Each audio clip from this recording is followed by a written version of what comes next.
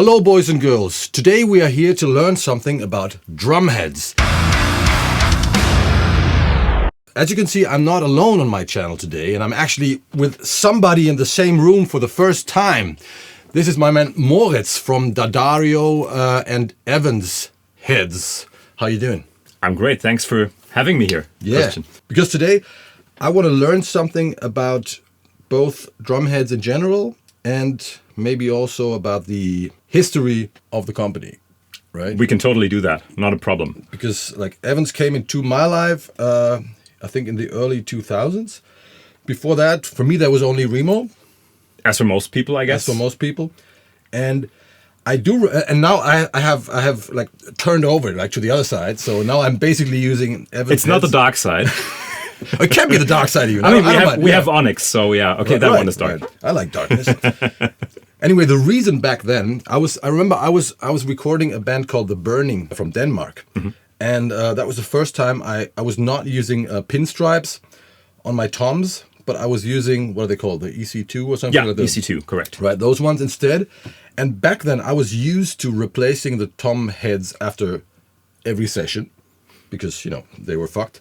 And and that was like after that session, and that guy was hitting things hard. It was like, hey, it looks like before. So I could do 2 or 3 sessions. So back then, at least that was my experience, that Evans heads were lasting a lot longer than remo. And something else, I could also see, it felt like it was easier to tune them. Right. Now I'm talking all the time. Can you tell me something about this? Why are you better? Let's see if I am, but I mean, I've been playing the drums for a while now. I started when I was 5, so that's too long ago. And as yourself, I played remo for a long time, and they were on every drum kit I bought, basically, from the first Pearl Export I had to the DW kits I had later. And I had a similar experience, and I think I switched over in also the early 2000s, if I remember correctly. And it was also because of the tuning issues I had before, and I didn't get the floor tom as deep as I wanted it to be. So basically I wanted it to sound like a second bass drum.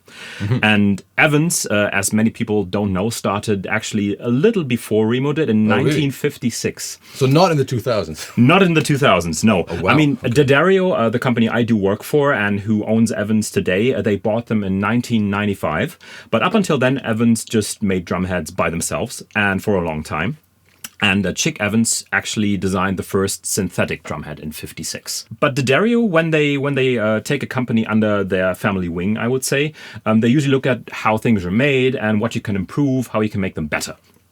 And this happened with Evans as well. And when I started using them, I felt like I can tune them a bit lower and the stability is a bit better and they last longer. Basically the same that you just described. Are there reasons for this? Like technical reasons? There are some, yeah. I mean, some of it comes down to taste, as with everything. But like just objectively, I do have a bass drum head here, which I can just take and hopefully show a little bit. And I hope that I don't catch the lights too much. But yeah, this looks good. So basically drum heads are simple. We have the playing surface, we have the hoop that goes over the drum, and we have an area which is called the collar, and basically where the contact with the drum happens. So you have the bearing edge, right, which is very important for a drum, that it's like even and the edge is smooth and everything. And the contact is usually, with many other drum heads, kind of at a 45-degree angle, and if you seat the head on the drum, it kind of wiggles, like it moves left to right. So in order to actually get it evenly on the drum, you have to be very careful that you do it like in a star pattern and it doesn't like tip over to one side and is crooked on the drum. And also you need a bit of tension to get it on there in the first place. And before you actually get a tone out of the drum, it takes a little bit longer because of that.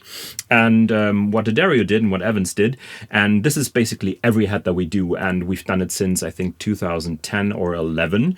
It's called Level 360. Which means it's level 360 degrees all around the drum. You put it on there and it sits. So that means you have changed the angle from 45 to something else? Basically, it's I wouldn't say it's almost 90 degrees. It's not straight up, but it's close. And it's just over a little bit more to the edge of the drum, which also makes it fit a little better on drums that are a little oversized. Sometimes you have issues getting it on a drum that is... Vintage drums, for example? For example, yes, exactly. That are not like exactly 14 inches in diameter. And because of that, you basically have the advantage of you don't need as much tension to get a tone out of the drum head. And the tuning itself gets a little easier. You don't have to have like the same experience as like someone who knows what he's doing and like gets a tone out of every drum and every head, like drum techs yourself. More idiot-proof. Exactly. For people like me. And going back to your tom tuning issues you talked about before, that means because there's more contact or easier with less tension, exactly, you can at least theoretically tune the tom or the drum deeper with... That's my experience, absolutely. Okay. So I have a 16-inch actually hanging tom. It's not like a floor tom. And it's, I think, 16 by 13. So it's not the deepest, but it has a lot of resonance. And if I put on a 16-inch tom head, I basically just finger tighten and then go around it with a key, as everybody does usually, but I can almost get a bass drum-like sound out of it if I want to. Awesome. And the second thing, like tuning stability, is the basically even bigger issue usually than the tuning itself. Yeah. The way the hoop is designed, we call it a rollover hoop. So you have glue in there, right? It's basically the head, the film is glued into the aluminum hoop. And remember those videos where Simon Phillips like jumping on his bass drum, kind of cracking the head, I and do. everybody kind of does it, like for some reason. And the reason usually, and the cracking you hear, is the glue actually breaking up a little. And what it does, it kind of seats the head on the drum, so that doesn't happen while you play. So you seat the head first, you kind of crack it in, and you tension it really high, so basically the head breaks in, sort of. Yeah. And I was kind of surprised and irritated at one point when that didn't happen anymore, and when I didn't hear that sound when I put on heads, especially on the snare drum. That's right. Now that not happening anymore. Yeah, and the reason is basically the glue can't go anywhere because the hoop, like you can't see it from here, but we have it like as a graphic on each packaging of each drum head. The hoop is basically going back at an angle in this direction, so inward towards the drum head, and the glue goes underneath. So it's basically like a little locking mechanism, so the glue can't break out and it can't move anywhere. So basically the seating of the head and the breaking in of the head is not as necessary anymore. I mean, it kind of does settle over time, of course, like the tension just makes that happen naturally, but there is no need to do that like in the first place when you tune them first and you use them in the studio, and the consistency of the tuning is just higher because of that. Okay. And I think because so don't jump on your drums anymore. You don't have to.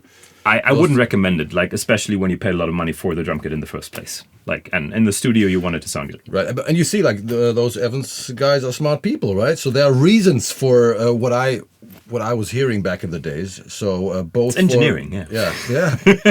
Both for the durability, is that a word? Yeah, and the tuning stability, because that was exactly my experience, and that's why I slowly switched over from one camp to the dark side.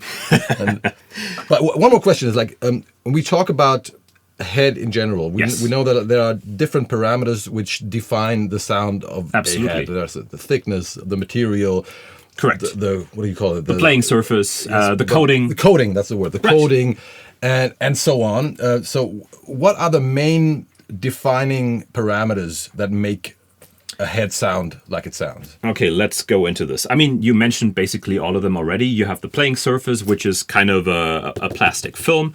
And let me take out this dampening, which is also another factor to kind of modulate the sound. Yeah. But a drum head by itself, if you tap it, produces a sound already. It's vibration, it's physics basically. And the thickness of the ply or multiple plies kind of has an effect. Like the thicker the head is, the shorter the vibrations usually are, and the harder you hit, the more attack you get. And the sustain usually gets shorter when the head is thicker. And if you have more than one ply, these plies usually cancel each other out to some extent, so the tone gets shorter. And so you have a couple of factors. The thickness of the plies is also a thing. So we measure it in mil, which is 1,000 of an inch. So it's not mil like millimeters, because that would be like if you have a 10 mil head, 10 millimeters would be a centimeter. That doesn't work. But the Americans, as you know, they use the non-metric system. So they have inches and feet and whatnot. So it's weird for Germans, I guess. For the rest of the world. For the rest of the world. Like it's like driving on the left side of the road, which they have figured out not to do, but they haven't figured out measurements. There are others that but don't get me started. Yeah. Yeah, well, so we have, I think, one of the heads that you use frequently, which is the EMAT Heavyweight. Yeah. And Heavyweight is basically the thickest bass drum head we make. On kick drum. On kick drum, correct. We chose the biggest head because it works best on camera, I guess. Heavyweight is 2 layers of 10 mil film, so it's 20 mil in total overall thickness. And EMAT is basically one of our series that is commonly used for like rock, pop, metal productions as well. It stands for Externally Mounted Adjustable Dampening. Which is so cool. And it's basically 3 heads in one, because you have this still kind of open sound, even though it's like 2 ply of 10 mil. But what you can do is apply one of 2 dampening heads. Dampening rings. Sorry.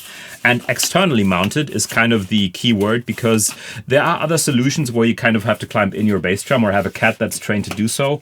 I don't, and my dog is not keen on doing it either. So basically the result is instant. Yeah, that is You can hear that, right? Yeah. And I won't do the second one because it's basically dead after that. Yeah. But there is like a thick one that is double the width. And so you basically get 3 sounds in one drum head. Yeah, so cool. And I mean, the EMAT series, it's not just one head, is basically one of the most popular ones we do. And you mentioned coating. And let me just ask one question before. So we have 2 plies. Yes. And you said like, if you add 2 plies, they are canceling each other out in a way. So there's like the overall sustain gets shorter. And what's the difference between having, like in this example, 2 10 mil plies and 2 different thicknesses? Thicknesses? Is that a word? Yeah. So actually, twice the same thickness is basically twice the same vibration frequency. Yes. So that cancels each other out less than 2 different ones do. So 10 and 7 or 7.5, for example, or 10 plus 5, there's different combinations, as you said. They vibrate differently. So actually they cancel out more than 2 of the same ones, which vibrate basically a bit more together. But still, because they don't vibrate freely, 2 of them will always cancel each other out in a way. One of the snare heads that I used, I think the heavy, remember in my video, that was it the heavyweight or something? That one has like two different plies or and it sounds extremely short. Yeah, so exactly.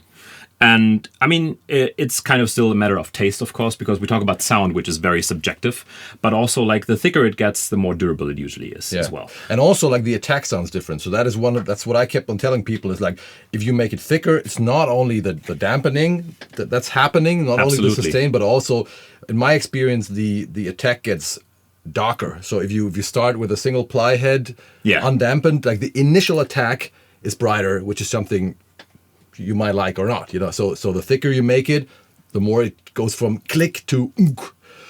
So you are not influencing, not only changing the sustain, but also the attack. That's my experience. Yeah, you're totally right. And coating does the same thing, basically. It affects not only the durability and the length, the sustain of the sound, but also how the attack sounds. And usually clear heads on the bass drum are pretty common, especially for metal, because it's a bit more clicky, like the attack is a bit more pronounced. Yeah. Coating takes away a bit of those high frequencies. They sound a bit warmer usually. On toms, you hear it more than on a bass drum head. But still, the effect is there. And we do a version of the EMAT head, which is called UV. Remember when you go to the dentist? And it's not a fortunate event, I know, and you usually try to avoid it as much as possible. But when you go and you get a filling, and they usually put a little lamp in your mouth, which is kind of a blue light, and it's UV light, which is kind of hardening whatever they put in. And we use the same principle for the UV coating, which is not the same as basically spraying on the white coating that you have on any other head usually. Same goes for like the G2 coateds or the EC2 coateds. It's a spray coating basically that everybody uses. The UV is pad printed on.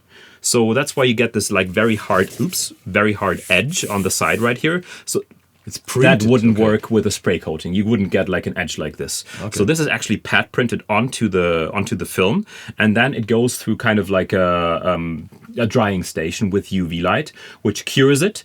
And this coating, you could take a key to it and try to scratch it; it wouldn't come off. And why don't you put this on every head? Because it sounds different. Okay. It sounds different. And we actually also had to use a different film because the regular film we use for the G1s, the G2s, it wasn't suitable to be cured that way.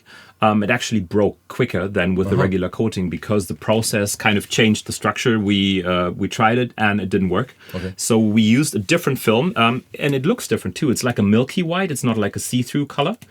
And so the UV heads, they are actually different film plus different coatings, so they're not just copy and paste with a different coating on it. If you want to go more extreme, because there is a common misconception with two-ply heads that there is something in between the two layers. Oil or something. Which Exactly, because it shimmers. Like if you hold it to the light, you usually see these like rainbow colors, like in a puddle when there's like oil in it. But this is actually the only head where this is true, which is called the hydraulic. And I think you mentioned this before as well. Yeah, I've used the black version, of course. Yeah, it's more metal. I mean, the red is kind of flashy. It's kind of cool. It's glam metal. Yeah, it's glam. Yeah.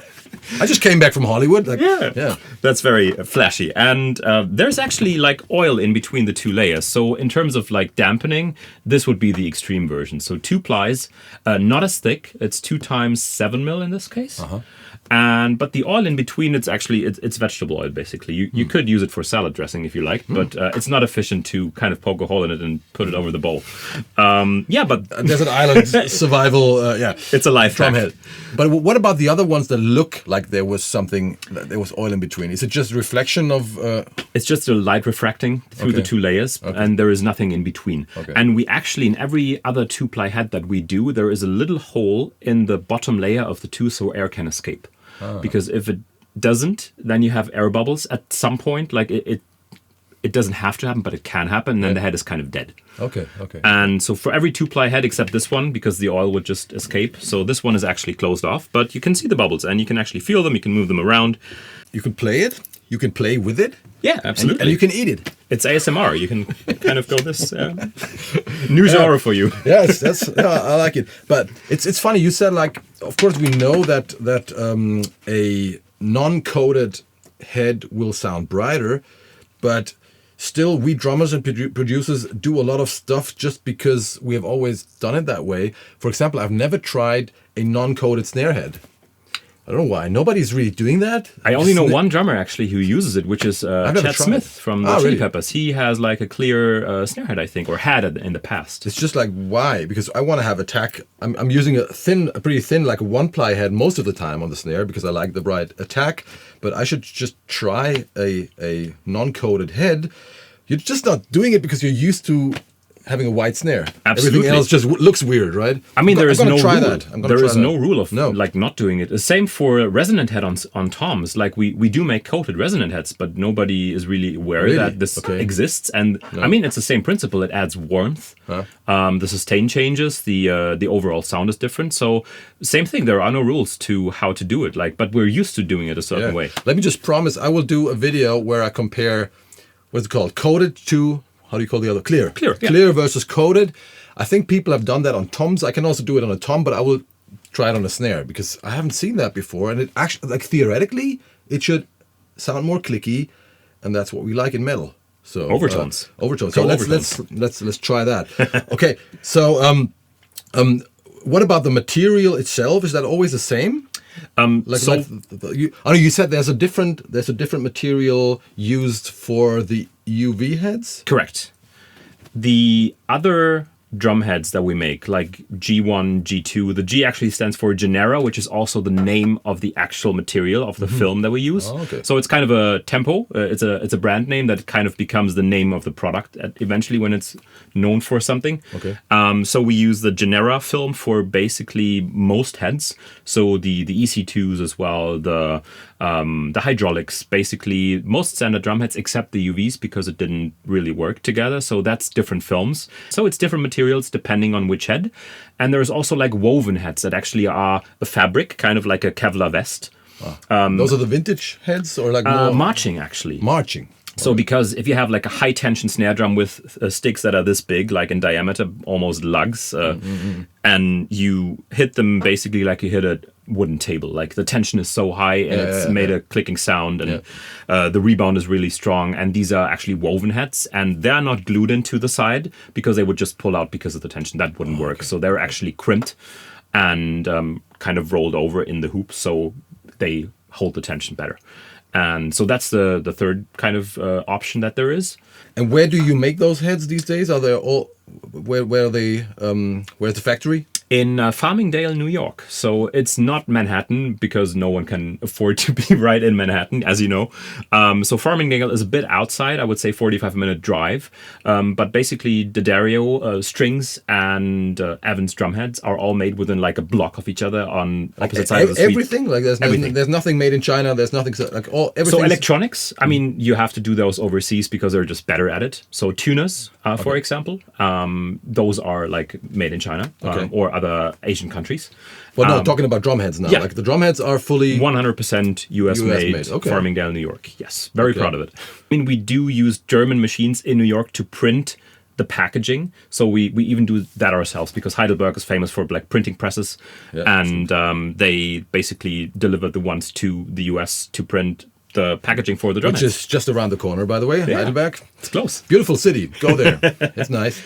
You also brought like a bunch of kick drum heads. Yeah. So you guys should stay tuned to this channel because I will be checking out all those different kick drum heads with different tunings and even with different kick drums. And as you might know, I'm coming up with my own academy very soon, the Kohle Audio Cult, and all the samples and all the experiments will go into the academy. I want to say thank you. That was a lot of information. It seems like you guys are really smart. Like a lot of cool stuff. And finally, I have understood what 360 degrees means. I have understood what genera means. That's the material, right? The other one was the angle, right? Yeah, the color, right? Right. UV, I've understood. So a lot of smart stuff. And I can just recommend to check out those drum heads. I will put a list of my favorite Evans drum heads under this video so you can check them out. I'm also coming up with a few drum courses inside the academy where I show how I tune drums and which heads I use and where I compare different heads. So that will be a lot of fun. But that's all for today. I want to say thank you to Moritz. Great information. It was a pleasure. And we say, see you in hell, motherfuckers. Bye-bye.